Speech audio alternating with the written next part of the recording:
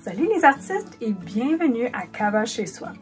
Aujourd'hui, c'est le jeudi, donc ça veut dire que c'est notre journée Studio Cava. Ce que je vous propose aujourd'hui, c'est une toile abstraite qui va vous demander de jouer avec les couleurs. Nous allons prendre notre couleur préférée ou une couleur qui nous intéresse et puis ensuite nous allons voir qu'est-ce qui arrive si on ajoute plus de blanc, plus de bleu, plus de rouge, plus de jaune ou même du noir. Puis nous allons ensuite travailler avec cette grande variété de couleurs. Pour ce projet, ce n'est pas un projet où vous allez suivre exactement mes démarches pour produire la même toile que moi. Nous allons faire un projet intuitif, une toile intuitive. Donc ça veut dire que vous allez, au lieu écouter votre cœur et votre intuition pour vous guider dans le choix des couleurs et l'emplacement des marques. J'espère que vous allez trouver ce processus intéressant.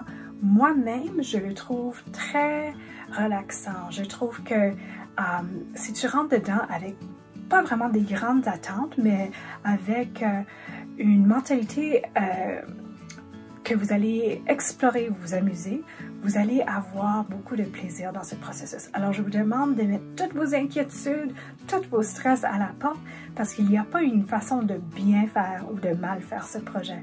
C'est vraiment votre cœur, votre intuition qui va guider le projet final. Comme toujours, vous avez besoin d'abord d'une surface. Moi, encore une fois, je vais utiliser une toile, mais vous pouvez aussi utiliser un carton recyclé, du papier. Si le papier est mince, c'est une bonne idée de coller sur une planche ou sur ta table avec du ruban gommé. Vous pouvez aussi peinturer sur un morceau de bois ou même un morceau de tissu. Encore une fois, il faudrait peut-être l'attacher pour que ça ne devienne pas toute ridée. Ensuite, les choses bien normales, nous avons besoin de quelque chose pour protéger notre linge et notre surface. Il faudra un pot d'eau, un linge. Vous allez aussi avoir besoin d'une palette, une surface. Moi, j'aime bien utiliser un ancien cadre de photo puisque j'aime bien comment la peinture se travaille sur la vitre puis ça se nettoie très facilement. Autrement, vous pouvez utiliser, disons, des assiettes en plastique ou en aluminium. Mais vous allez vouloir une surface assez large aujourd'hui puisque nous allons faire beaucoup de mélange de peinture. Pour mélanger la peinture, je suggère fortement d'avoir quelque chose à part vos pinceaux. Alors, vous pouvez utiliser des couteaux de palette comme ceux-ci, il y a diverses sortes, ou, je sais que pas tout le monde a ça, des personnes vont utiliser des couteaux en plastique qu'on utilise pour manger, mais je trouve ça un petit peu plus difficile. Ce qui est même mieux, c'est de recycler des cartes. Nous allons actuellement beaucoup utiliser cet outil ici, alors essayez donc d'en trouver. Si vous en avez seulement en carton, c'est correct, c'est juste qu'avec le temps, ils vont devenir un petit peu mous avec l'humidité. Alors si vous en avez en plastique, ça c'est la meilleure chose. Ensuite, vous allez vouloir des pinceaux. Une variété de pinceaux, ça serait idéal. Ce n'est pas essentiel que vous avez nécessairement un rond, un carré en mousse, mais vraiment trouver la plus grande variété que vous pouvez, puisque notre but, c'est de faire une grande variété de marques sur notre papier. Si vous avez même des tiges en coton, des petits bâtonnets, des choses comme ça, ça pourrait aussi nous servir. Je vais aussi utiliser certaines choses comme ceci. Ici, c'est du papier, papier bulle et un rouleau en papier. Ensuite, en tant que couleur, moi, je vais travailler vraiment avec des couleurs de base. Alors, j'ai mes couleurs primaires ici, rouge, jaune et bleu. Et je vais beaucoup mélanger ces couleurs ici. Si vous avez d'abord une couleur que vous aimez bien, disons ce vert ici, ou un violet, vous pouvez aussi faire le projet avec une de ces couleurs-là. Ce qui est essentiel, par exemple, c'est d'avoir du blanc, beaucoup de blanc. Vous allez voir, le blanc, ça peut vraiment transformer nos couleurs. Vous pouvez certainement compléter le projet juste avec les couleurs de base que j'ai mentionnées, mais je vais vous montrer ma toile puisqu'il y a quelques couleurs que j'ai ajoutées à la toute fin pour un éclat spécial qui pourrait vous intéresser. Donc, voici ma toile. Comme vous pouvez voir, elle est faite vraiment de couleurs neutres, mais je vais rapprocher ici. Et vous voyez, j'ai ajouté quelques tout petites quantités d'un rouge fluorescent, d'un vert lime et aussi, pouvez-vous voir, j'ai ajouté un petit peu d'or. De la peinture métallique, ça peut vraiment ajouter un petit petit éclat magique à un projet. Et donc, si par chance vous en avez en or ou argent ou cuivre, sortez-le et peut-être à la toute fin, vous allez trouver une place qui demanderait un petit éclat de plus.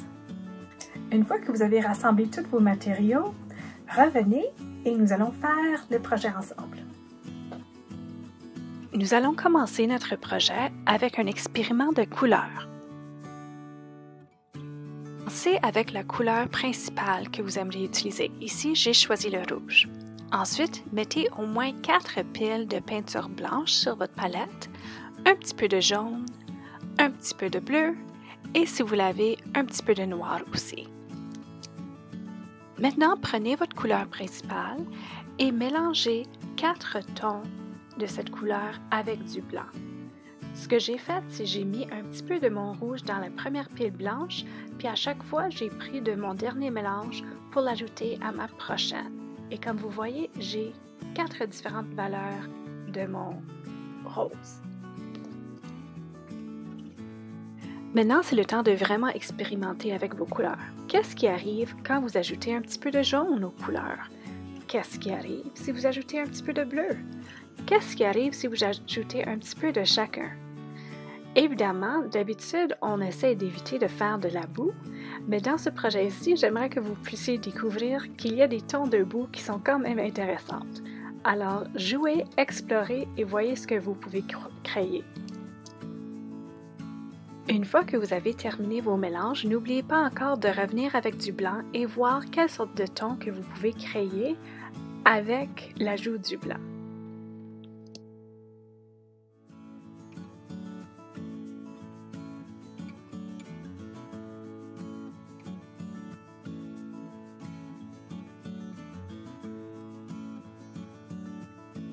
Maintenant, ce serait le temps de sortir ta carte de crédit ou ton morceau de carton, puisque nous allons l'utiliser pour étendre les premières couches de peinture. Ceci nous permet de couvrir rapidement et de façon intéressante notre toile. Moi, j'aime couvrir ma toile en entier avec des tons moyennes, avant de venir avec ceux qui sont plus clairs ou plus foncés.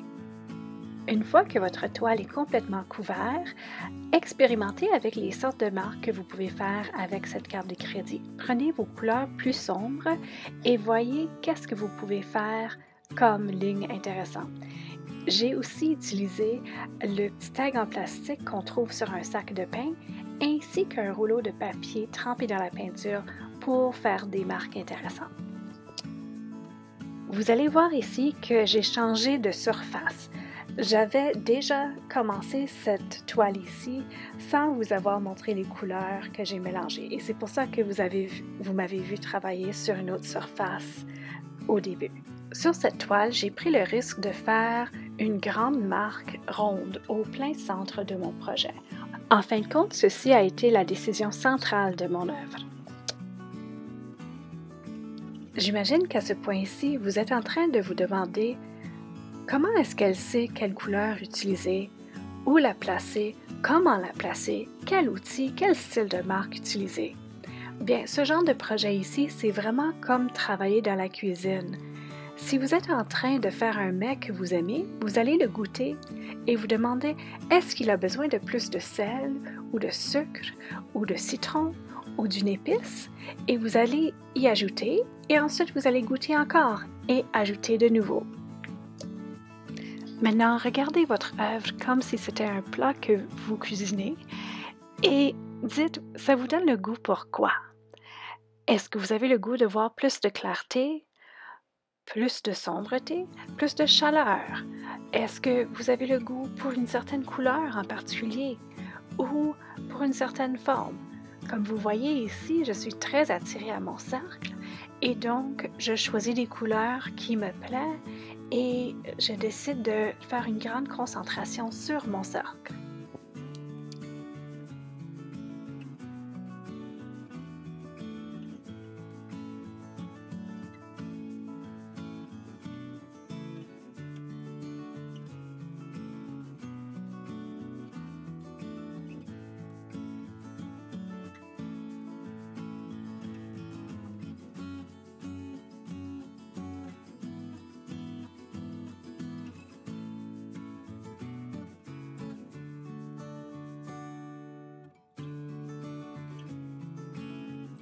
N'hésitez pas de couvrir ou cacher les épaisseurs que vous avez déjà sur votre toile, à moins que vous les adoriez évidemment.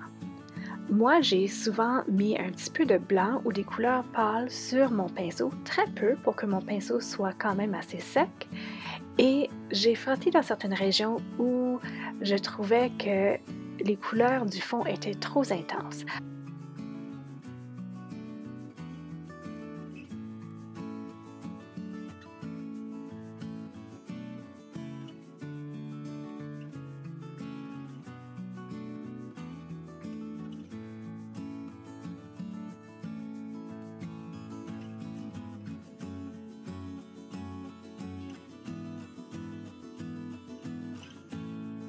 N'oubliez pas que nous ne sommes pas en train de peinturer une maison, donc variez beaucoup la qualité de vos lignes. Au centre, j'ai fait beaucoup de longues lignes rondes pour faire mon cercle, donc aux alentours, j'essaie de faire des gribouillis, des taches, des lignes, toutes sortes de choses.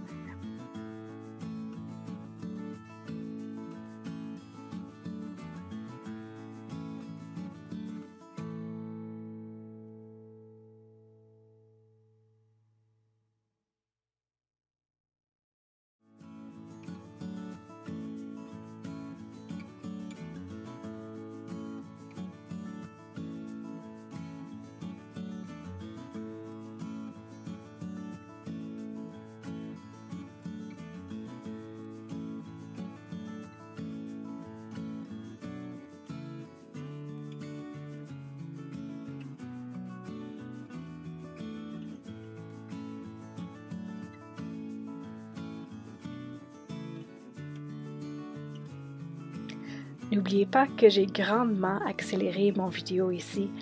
Donc, ce que vous ne voyez pas, c'est les longs moments où j'arrête et que j'observe ma toile pour faire mes décisions. Ce n'est pas des pensées immédiates, je ne sais pas tout de suite ce que je veux faire. J'attends un petit peu en regardant et en observant pour voir qu'est-ce qui devrait être ma prochaine démarche.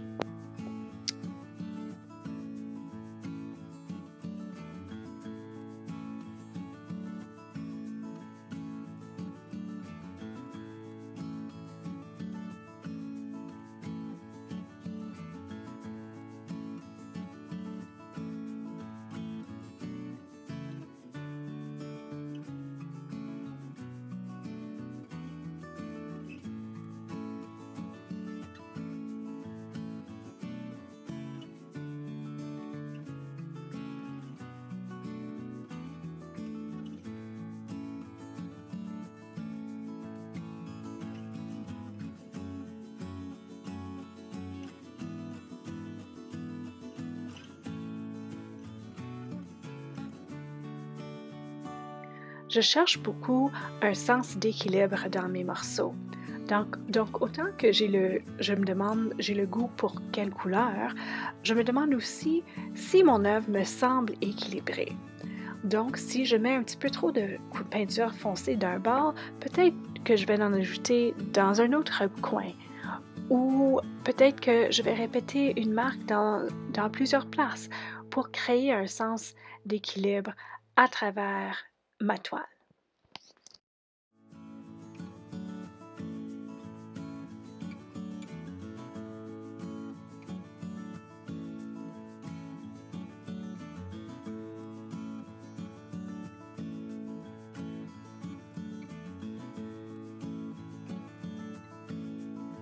Maintenant que j'ai mis beaucoup de peinture dans ma deuxième couche, je suis venue avec une fourchette. J'aime beaucoup les différents styles de lignes et de points que je peux créer avec cette fourchette ici. Alors comme vous voyez ici, je l'ai trempé dans du blanc pour faire une série de petits points que je trouve très attrayants. Encore, en parlant d'équilibre, je ne vais pas tout simplement les mettre dans une place, donc j'en mets aussi au coin opposé. Puisque j'ai encore beaucoup de peinture trempe sur ma toile, une autre façon que je peux utiliser ma fourchette, c'est pour graffiner et d'ajouter des lignes. On appelle ça du sgraffito. Et donc, en en grattant dans ma peinture, je peux vraiment faire des marques très intéressantes. Maintenant, pour mettre d'avant les points, les parties que j'aime le plus sur ma toile, j'ai décidé de prendre un tout petit peu de ma peinture rouge fluorescent pour ajouter des petits points fluorescents. Ici, j'ai passé aussi à un capuchon de bouteille que j'ai trempé dans la peinture pour faire des petits cercles. Comme j'ai mentionné avant, puisque j'en ai mis en bas, j'en mets en haut à gauche aussi. Ce n'est pas le plus facile à voir, mais la raison que j'ai soulevé ma toile, c'est parce que je vais essayer de faire des gouttes de peinture. Alors, je prends une peinture dans laquelle j'ai mélangé beaucoup d'eau et j'en mets sur le bord de ma peinture.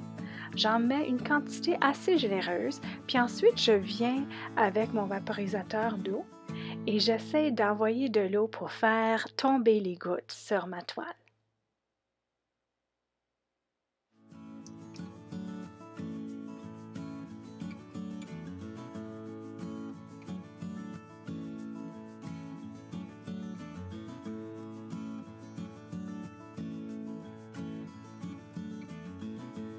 Maintenant, je passe à un de mes outils préférés dans la peinture acrylique, le papier à bulles.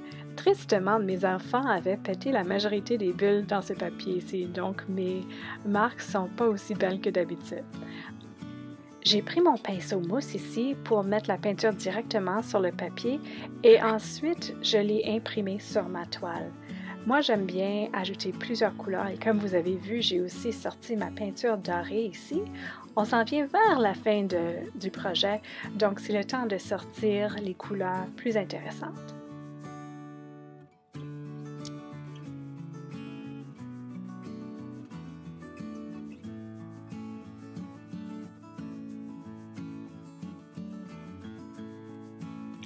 Présentement, j'ai beaucoup de formes rondes dans mon projet, donc j'ai décidé de sortir encore une fois ma carte de crédit et une peinture assez foncée pour faire des lignes. Alors, je suis en train de tracer les lignes avec la carte qui a été trempée dans la peinture. J'ai ramassé encore mon pinceau, mais cette fois-ci, ce n'est pas la pointe que je vais tremper dans la peinture, mais le bout. Donc, je l'utilise dans la peinture dorée ici pour faire des petits cercles, des petits points, là où ce que je trouve qui serait intéressant. Quand vous ajoutez de la peinture métallique ou fluorescent ou une couleur qui est très différente de ceux qui sont déjà sur votre toile, pensez très sérieusement de où vous allez les mettre, puisqu'ils vont attirer beaucoup d'attention. Pour que vous sachiez aussi que ce n'était pas un processus complètement linéaire, ce coin supérieur à gauche là, oh, je le détestais. Je l'ai repeinturé je ne sais pas combien de fois. J'ai rappliqué la peinture, j'ai graffiné dedans, j'ai étampé par-dessus, j'ai enlevé, j'ai couvert. Et donc, comprenez que c'est pas toujours un chemin direct vers la fin de notre projet. Puisqu'au début de notre projet, nous avons mélangé presque toutes les peintures en utilisant une couleur principale, ça peut donner un effet un petit peu monochromatique à notre œuvre. Donc, ce qui peut vraiment ressortir la peinture, c'est de choisir le complément de notre couleur principale. Alors ici, j'ai pris un vert lime qui est le complément ou l'opposé des tons rouges et ensuite, je l'ai mis ici et là pour transformer mon œuvre. Si votre couleur principale était le bleu, le complément serait l'orange. Si votre couleur principale était le jaune, votre complément serait le violet.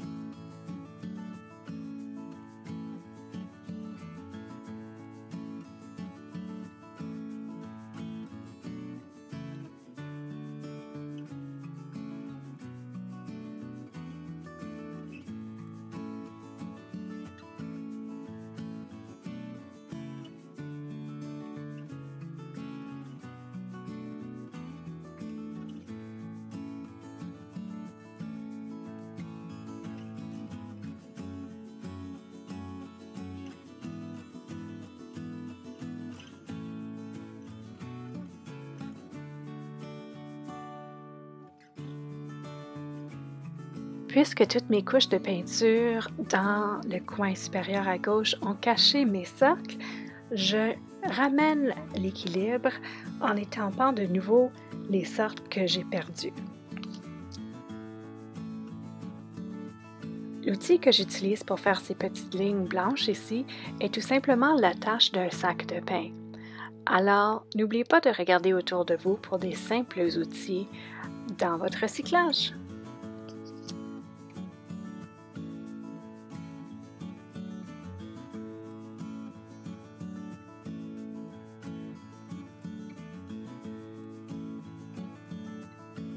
Merci tellement d'avoir visionné l'atelier avec moi.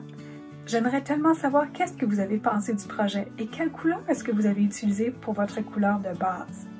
Comme vous avez vu, mon premier projet ici est un projet très neutre. J'ai travaillé avec des couleurs avec beaucoup de blanc, tandis qu'un autre projet que j'ai complété avec une technique similaire est très vif et un petit peu plus flou. Je ne sais pas lequel est mon préféré, mais j'ai eu beaucoup de plaisir à peinturer les deux. Dans ce genre de projet ici, c'est plus le processus qui est important que le projet final. Alors, en autant que vous avez eu du plaisir en créant ce projet ici, c'est réussi. J'aimerais partager vos projets avec nous. Ici, l'équipe à Cava adore voir ce que vous avez créé. Donc, vous pouvez prendre une photo ou une vidéo et le poster soit en dessous de ce post ici, ou vous pouvez les partager sur les médias sociaux en utilisant #CavaChezSoi ou @GalérieCava. Et si vous préférez m'envoyer vos créations directement par courriel, vous pouvez toujours me trouver à nadia@whimsical.inc. Alors demain, c'est vendredi et c'est notre dernière journée de la semaine Cava chez soi. Comme d'habitude, je vais vous proposer 2 défis thèmes à aborder. Donc, je vous invite de revenir ici demain après-midi pour découvrir quels seront nos thèmes. À demain!